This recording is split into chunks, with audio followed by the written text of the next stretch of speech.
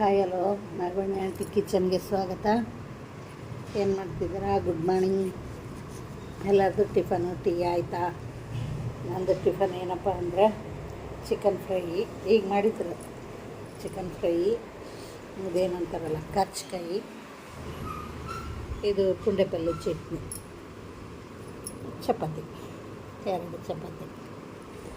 ಏನಂತೀರಾ? ಬನ್ನಿ ತಿನ್ನೋಣ. ಚೆನ್ನಾಗಿದೆ, ಸೂಪರಾಗಿದೆ. ಕರ್ಚ್ಕಾಯಿ ನೋಡಿ. ಕರ್ಚ್ಕಾಯಿಗೆ ಏನಿಲ್ಲ, ಈರುಳ್ಳಿ, ಖಾರ ಪುಡಿ, ಉಪ್ಪು, ಅರಿಶಿನ ಹಾಕೋದು. ಇವು ಹಂಚೆಲ್ಲಿ ಹುರಿದ್ಬಿಟ್ಟು ಮಾಡೋದು. ಗೊತ್ತೇ ಇರುತ್ತಲ್ಲ, ಸ್ಪೆಷಲ್ ಏನೂ ಇಲ್ಲ. ಸೂಪರಾಗಿದೆ.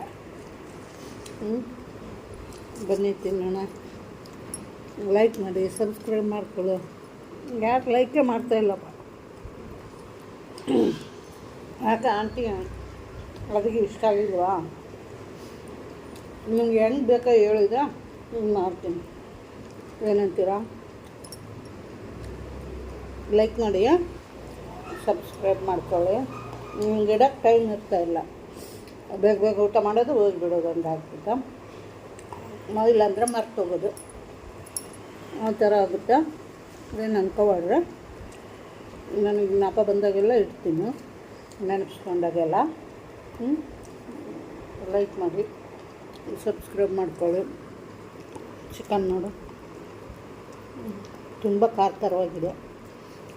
ಇದು ಏನಪ್ಪ ಅಂದರೆ ವಾಶ್ ಮಾಡಿಬಿಟ್ಟು ಎಣ್ಣೆಲಿ ಹಾಕಿ ಉಪ್ಪು, ಖಾರ, ಧನಿಯಾ ಪೌಡ್ರ್ ಇಷ್ಟೇ ಹಾಕೋದು. ಕೊತ್ತಂಬರಿ, ಬೆಳ್ಳುಳ್ಳಿ, ಆ ಥರ ಟೊಮೆಟೊ ಹಣ್ಣು, ಈರುಳ್ಳಿ ಏನಿಲ್ಲ. ಬರೀ ಉಪ್ಪು, ಖಾರ,